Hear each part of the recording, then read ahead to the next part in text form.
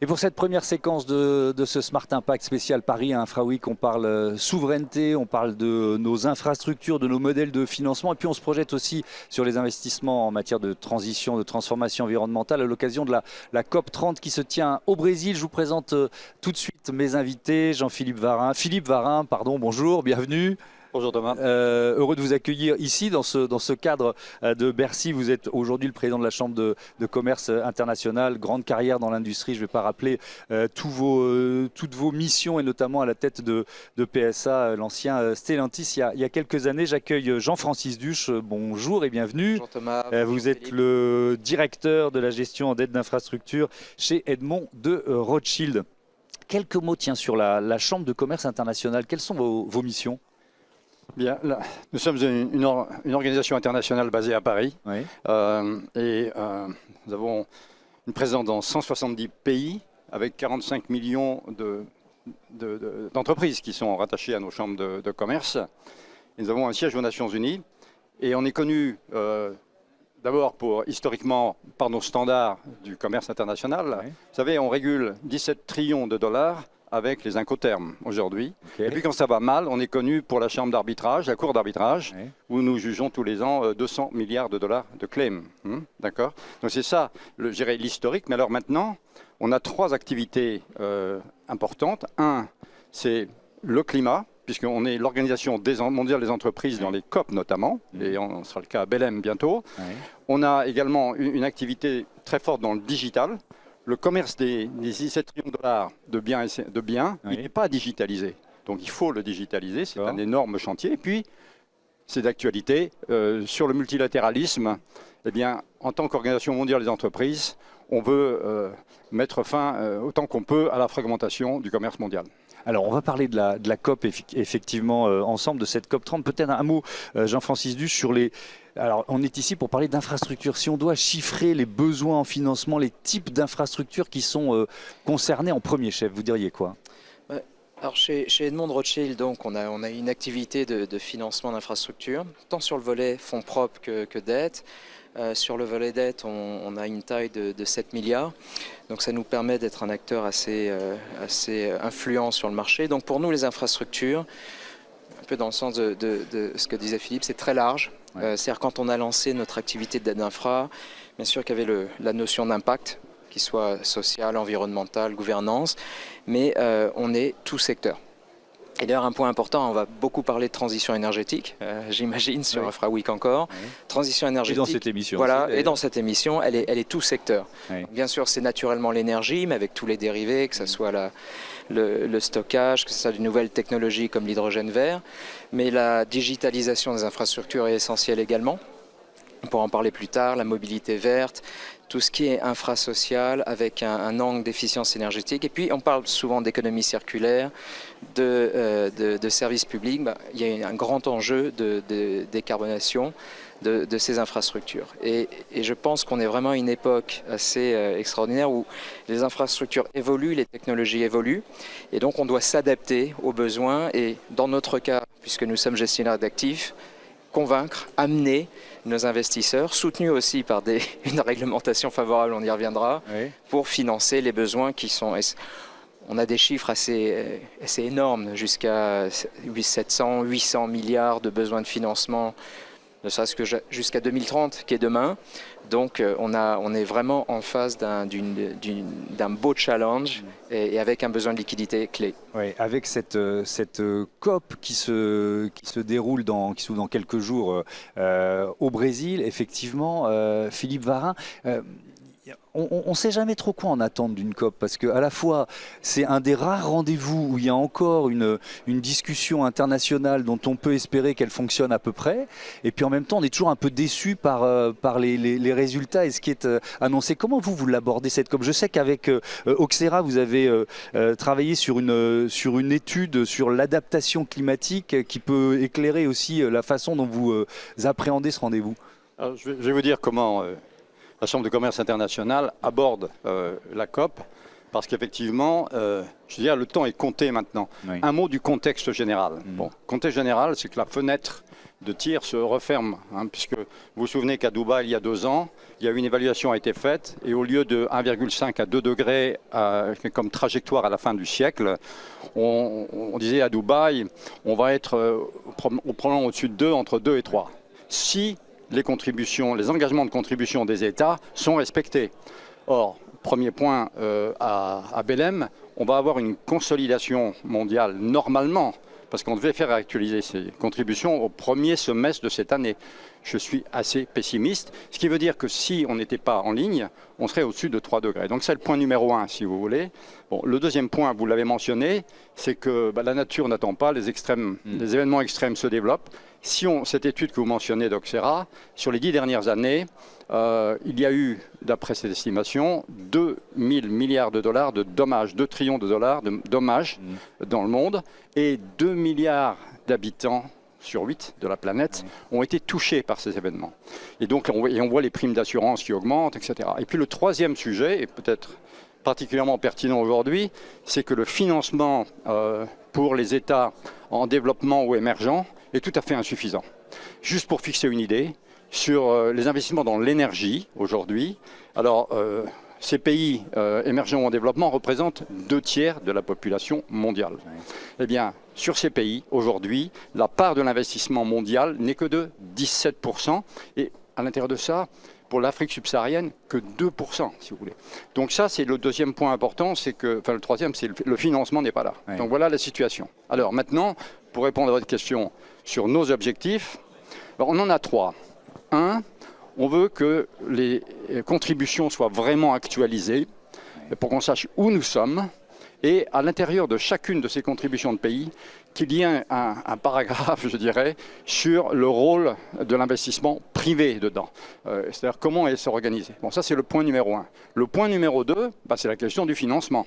Et le financement, on a, je dirais, trois volets. Le premier, c'est à chaque fois que les banques multilatérales investissent, il faut qu'elles prennent des risques sur leurs épaules pour que l'investissement privé puisse venir. Donc là, on a un premier objectif, c'est que ce soit le cas. Bon. Le deuxième point, c'est peut-être un point qui est important, c'est la réglementation BAL 3. On va y revenir. BAL 3, et puis, il y a le développement des marchés volontaires du carbone, qui ont été autorisés à bas coût. C'est l'article 6 de l'accord de Paris. Et donc, on veut simplement les rendre opérationnels. Voilà. Donc, voilà les objectifs. Et puis, très important, l'adaptation. Aujourd'hui, avec les températures qui montent, c'est un fait, qu'on veuille ou non, malheureusement, eh bien, l'adaptation, aujourd'hui, dans l'investissement pour le climat, ne représente que 10%. Donc on veut augmenter, et pour augmenter, on veut aussi qu'il y ait un cadre sur l'adaptation tel que les entreprises puissent investir, que ce soit, il y ait des, entre guillemets, business case. Voilà nos objectifs. Oui, alors je veux bien que vous nous parliez effectivement de ce rôle, cette mission presque de l'investissement privé, et puis on peut peut-être s'appuyer sur un exemple de financement récent d'Edmond Rothschild. On a fait 150 investissements dans le secteur des infrastructures depuis 2014. Alors c'est très intéressant, Philippe mentionnait l'exemple des pays émergents. Quand on avait une activité de conseil, on regardait des PPP en Afrique, et ce qui était assez intéressant, c'est de voir l'impact social, l'impact environnemental, et on parle d'il y a 15-20 ans. Pour revenir à votre question, on peut même, puisqu'on est en France aujourd'hui à Paris, on n'a pas besoin de se déplacer trop loin, mais un exemple qui était intéressant pour nous, parce qu'on parle beaucoup de transition énergétique, et on se concentre beaucoup sur le but, et c'est normal, il faut atteindre l'objectif. Mais il y a aussi le terme transition. Et on a eu la chance de travailler avec une société française, la Française de l'énergie, je pense qu'ils m'en voudront pas de les citer.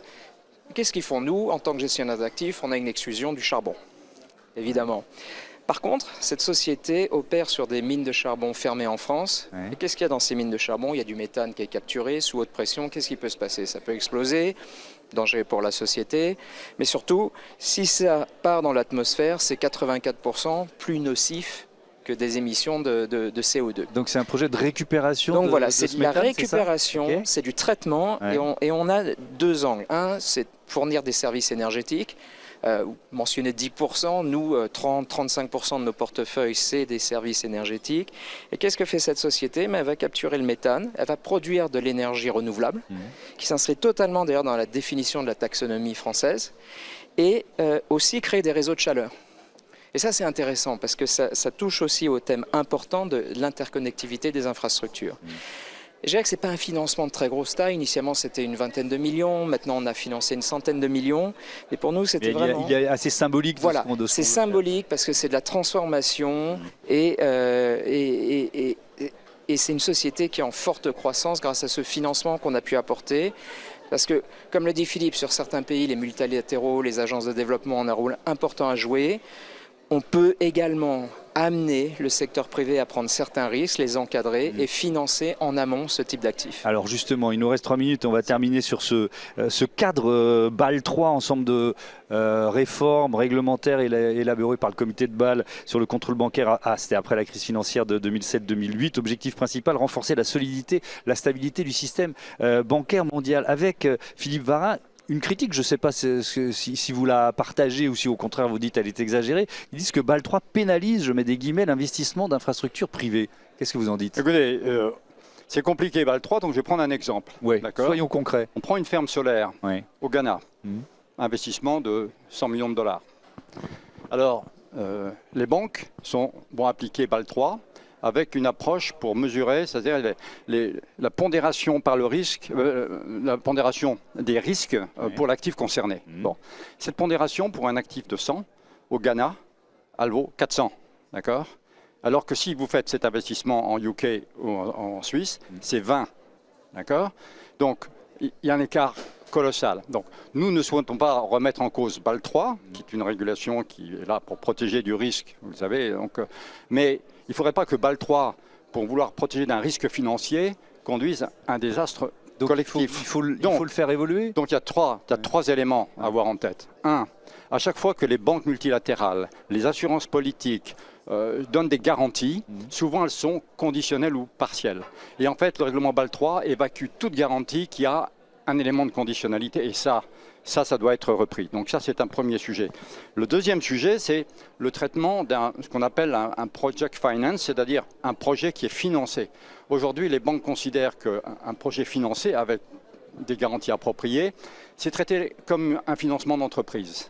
Donc ça, c'est pas bon. Il faut avoir quelque chose de spécifique sur le project finance. Et le troisième sujet, c'est de ne pas confondre le risque qui porte sur un projet qui peut être très bien soutenu comme un projet de ferme solaire au Ghana, mais la banque, en appliquant le règlement, va appliquer le rating du pays, du Ghana. Donc ce n'est pas correct. Donc il faut reprendre ça, et en reprenant ça, on peut à ce moment-là libérer de la capacité, parce que la banque ne sera plus obligée de mettre 400, mais nettement moins. Alors, pour ça, ce qu'on propose sur ICC, nous, on fait beaucoup d'études sur le trade finance, le crédit commercial, dans le monde entier. Et on constate que sur les pays en développement, le risque, ce n'est pas tant que ça. Voilà. Alors, on veut, avec les banques, créer une base de données qui mesure les défauts, qui mesure effectivement les temps de réhabilitation lorsque c'est le cas. Et avec cette base de données, qui sera une base de données de preuves, eh bien, on puisse réduire cette pondération. Qui permettra de combler ce déficit d'investissement dans les pays émergents. Un mot là-dessus, sur ces propositions ou sur effectivement ce qui freine aujourd'hui l'investissement privé. En fait, je pense... Il y a beaucoup de thèmes que Philippe a évoqués. Une minute, allez, pour conclure. Allez, en une minute. Il y a une chose qui est très belle que vous avez dite, c'est le financement de projet. Il ne faut pas que ça soit du financement d'entreprise. C'est un projet, c'est des conditions particulières, des risques particuliers, un objectif, l'essentialité, l'impact, etc. Et c'est ça, nous, qu'on aime faire en tant que gestionnaire d'actifs. Après, les banques, elles trouvent toujours des solutions. Donc, Bâle 3 peut-être évoluera à l'initiative de ce que Philippe a mentionné. Nous, je dirais, on apporte de la liquidité institutionnelle. Et là, on a une réglementation assez favorable en Europe, Solva 2 Infra, pour les sujets environnementaux, la directive SFDR, et ça nous permet d'amener une liquidité complémentaire. On n'est pas là pour se battre avec les banques, on est là pour apporter de la liquidité complémentaire et ensemble répondre aux enjeux que vous avez mentionnés. On a un vrai enjeu de futures générations, de préserver la planète et d'assurer le futur des générations, futures générations. Merci beaucoup, merci à tous les deux encore une fois d'avoir participé à cette émission spéciale. Bon Paris Infra Week, on vous laisse rejoindre les différentes réunions et conférences. On va continuer de parler de souveraineté énergétique tout de suite.